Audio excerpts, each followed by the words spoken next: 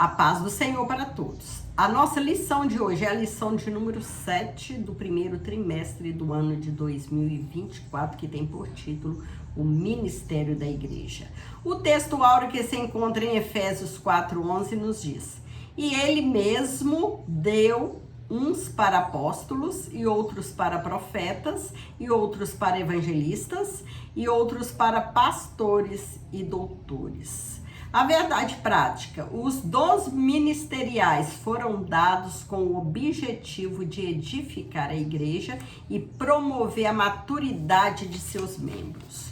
Os dons ministeriais foram dados por Deus. Deus, ele dá o dom a quem ele quiser, né? Um dom que é para usar na igreja, para a maturidade da igreja, para a edificação da igreja.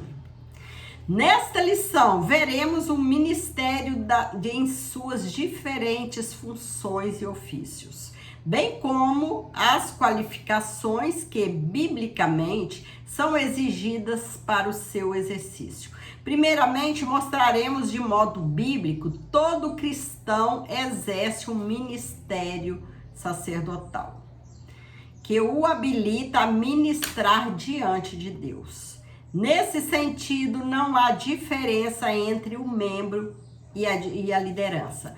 Todos são sacerdotes de Deus. Por outro lado, as Escrituras mostram claramente que Deus escolheu determinadas pessoas para funções e ofícios específicos.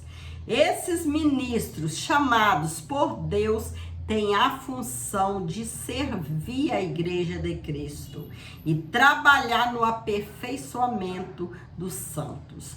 Deus, ele escolhe pessoas, separa pessoas com ofícios para cuidar da igreja, com ofícios, com funções específicas, né? Alguns são chamados para ensinar, outros são chamados para pastores, para cuidar do rebanho do Senhor. Outros são chamados para doutores, mestres, para ensinar a palavra do Senhor. Cada um tem sua função, tem seu dom que foi dado por Deus, uma dádiva dada pelo Senhor. Por isso, tudo que o Senhor colocou em sua mão, exerce com zelo, com amor, que um dia o Senhor vai requerer de cada um, né? Se ele me deu um dom, se ele te deu um dom, vamos fazer com amor. Vamos desempenhar o nosso papel de filho de Deus, de servo de Deus. Vamos servir, que o Senhor, ele agrada. O ministério sacerdotal de todo crente. No Antigo Testamento, o sacerdócio no Antigo Testamento. A prática do sacerdócio é bem antiga entre os hebreus. Ela saiu da esfera familiar para tornar uma complexa prática cerimonialista. Dessa forma, a evolução do sacerdócio na antiga aliança é como segue. No princípio, quando surgiu a necessidade de oferecer sacrifícios, os cabeças da família eram seus próprios sacerdotes. Assim, na era dos patriarcas, encontramos o chefe de família exercendo essa função, como está em Gênesis 12:8. Israel, como nação, foi posta como sacerdote para outros povos. Êxodo 19:6. No Monte Sinai, o Senhor limitou prática sacerdotal à família de Arão e à tribo de Levi, como está escrito em Êxodo 28:1 e Números capítulo 3, versículos de 5 ao 9. O Novo Testamento apresenta o sacerdócio da antiga aliança como um tipo de Cristo, como está em Hebreus 8:1, que operou o derradeiro sacrifício pelos pecados do povo.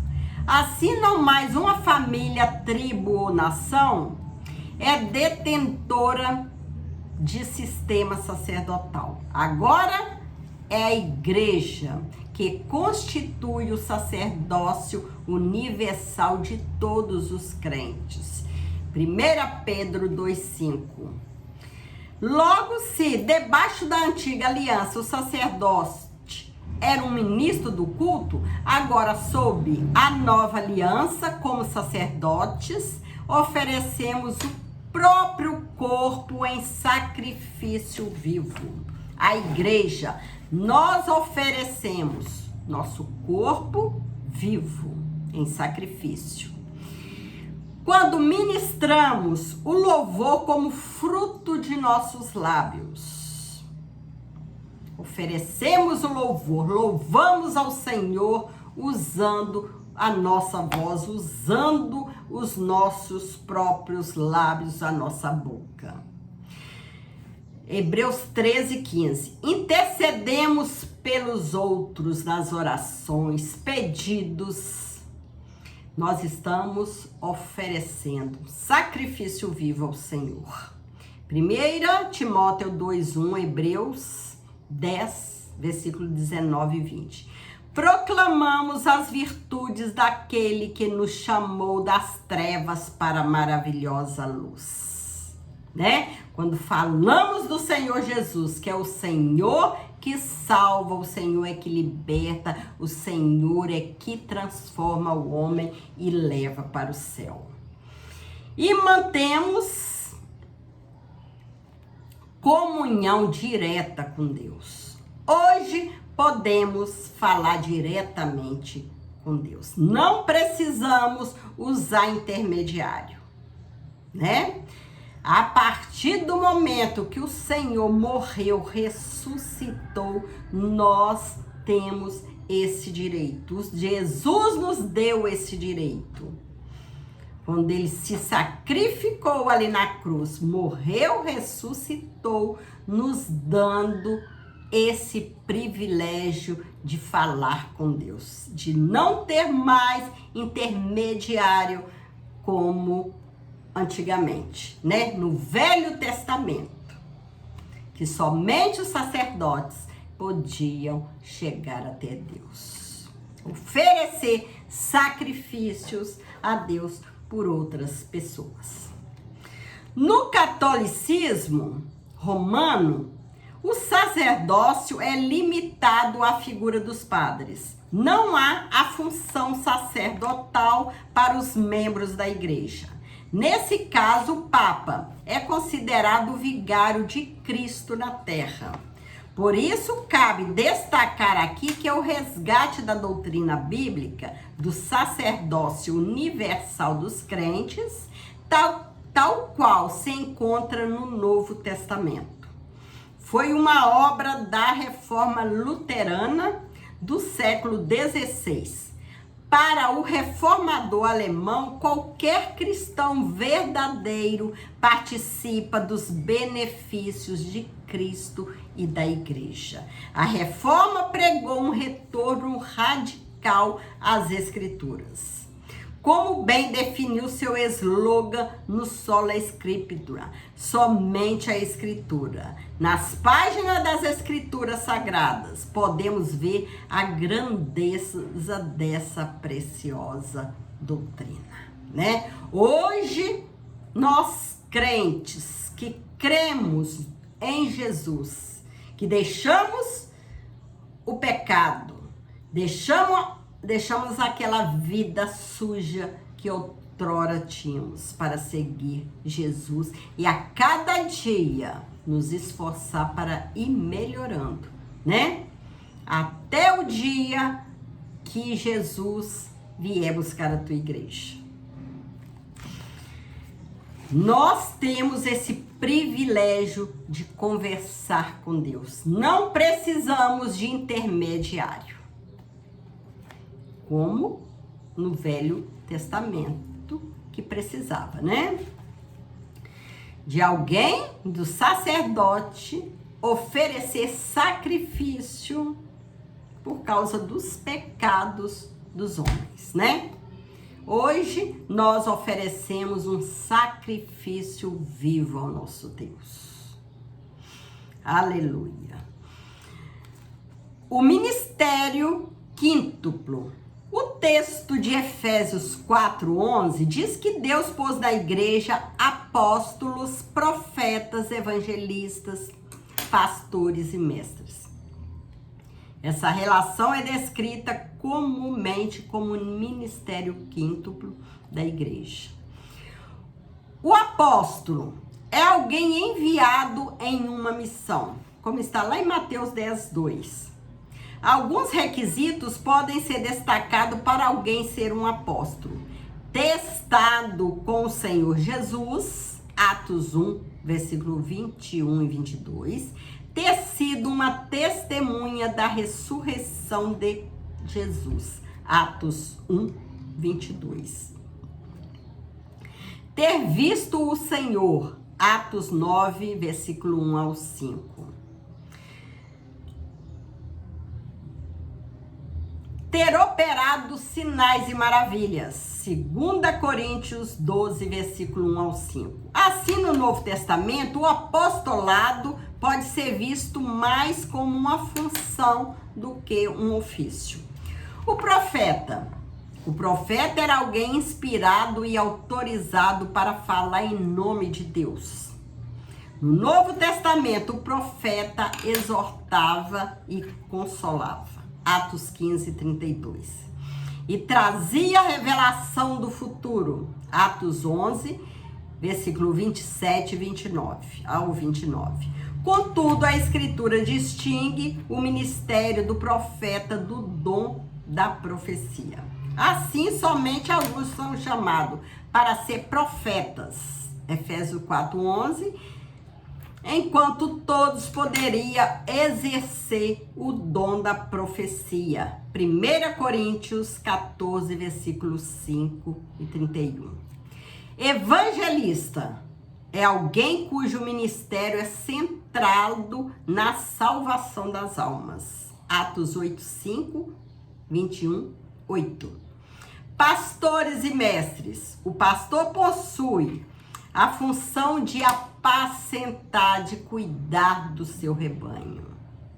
Enquanto o mestre é o de ensinar. O mestre é o que ensina, o que orienta, o que estuda a Bíblia, né? Que ensina as Escrituras para os crentes, para o povo de Deus.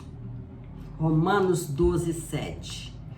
O serviço dos diáconos e presbíteros. O Novo Testamento mostra como o diaconato foi instituído. Atos 6, versículo 1 ao 7.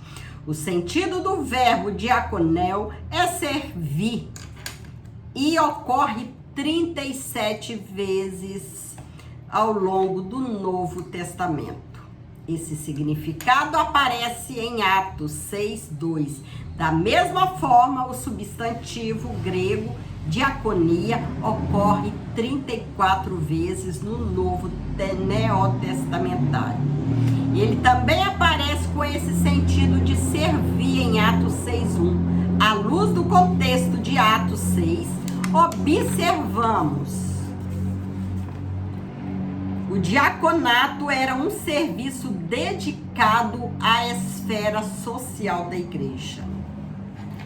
Por outro lado, o presbíteros, traduzido como presbíteros, ocorre 66 vezes no texto grego do Novo Testamento. Em Atos 14, 23, o termo é usado para se referir aos anciãos que presidiam as igrejas.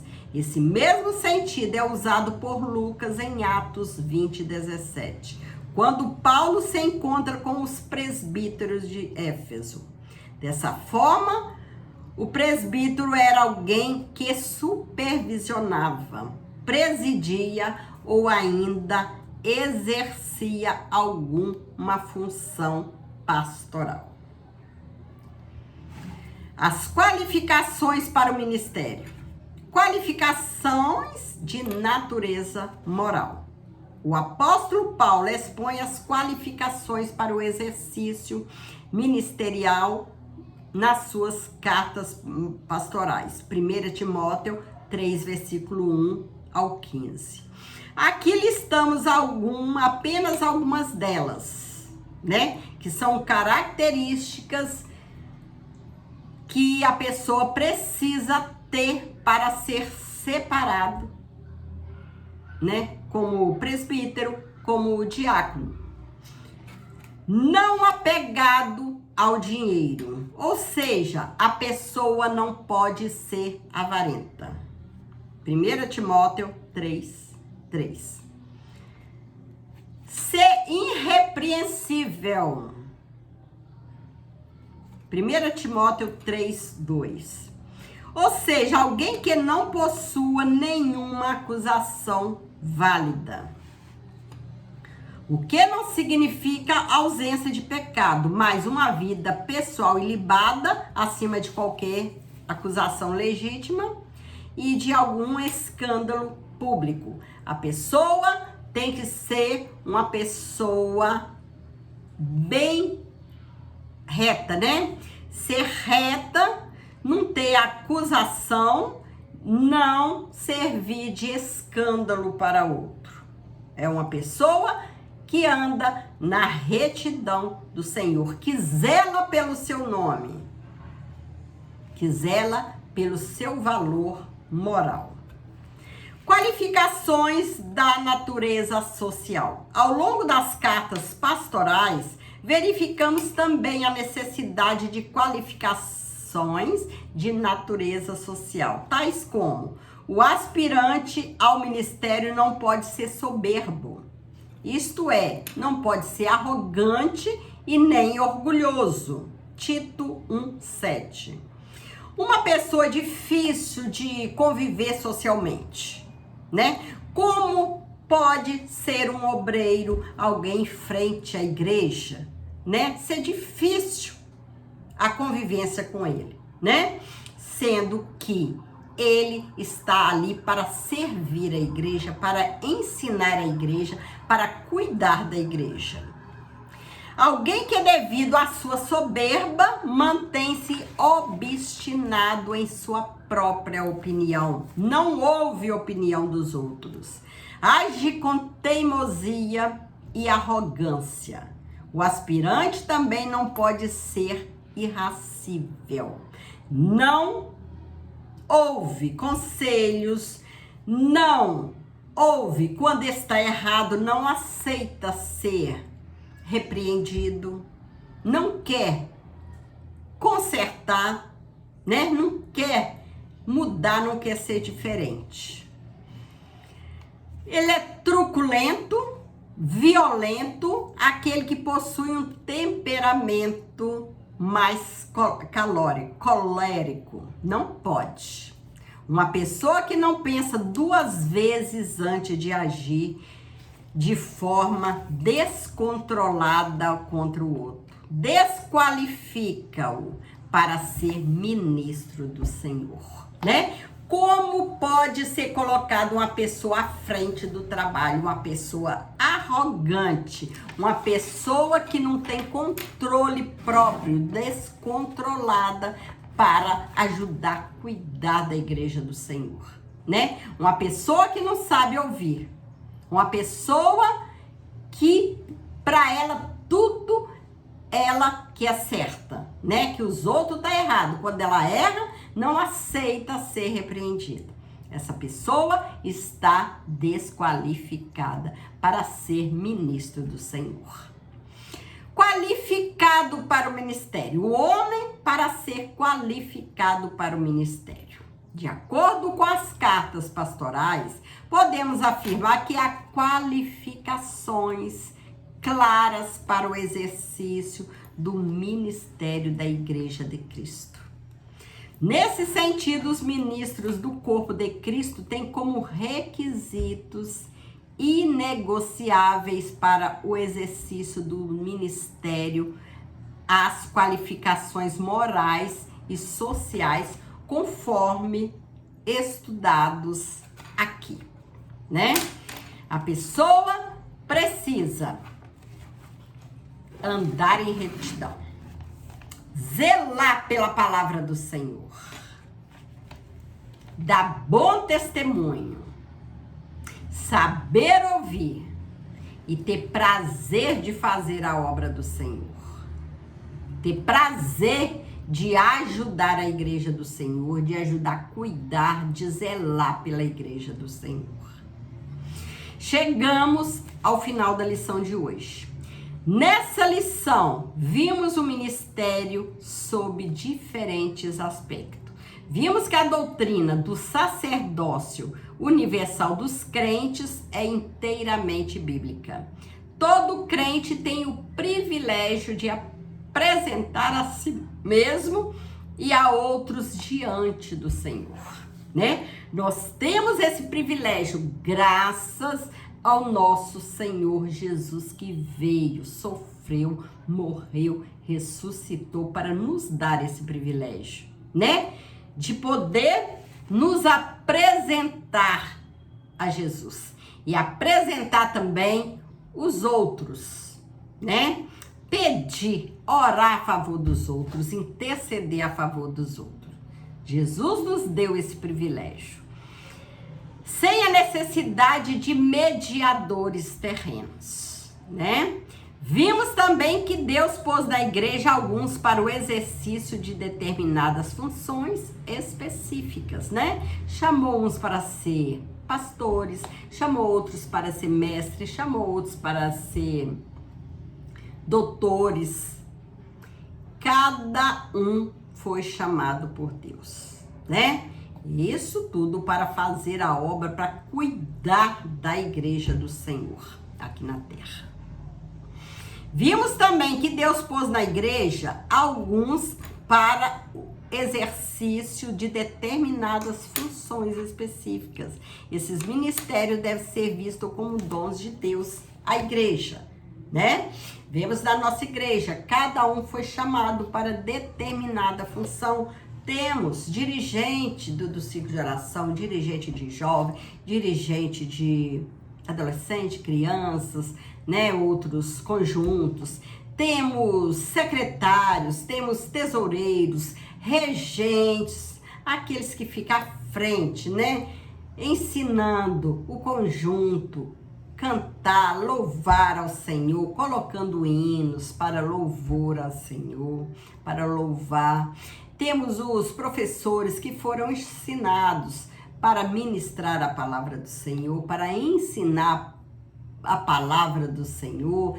Temos outros, né, que foram chamados para ser missionário, para ir aos campos, longe de casa, né, para levar a palavra do Senhor, apresentar Jesus como Salvador àquelas pessoas que ainda não conhecem ao Senhor, né?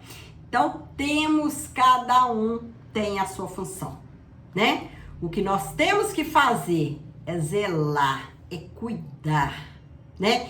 É dar o melhor que nós podemos. É oferecer o nosso sacrifício vivo, que somos nós, para Jesus. Que Ele é merecedor de tudo. É Ele que merece toda a honra, toda a glória. Porque é Ele que nos dá vida, é Ele que nos liberta, é Ele que nos dá salvação, é Ele que nos vai levar para o céu. É Ele que está conosco, nos ajudando a permanecer em pé. Então, o que o Senhor colocou na sua mão, faça com amor, faça com zelo, com dedicação.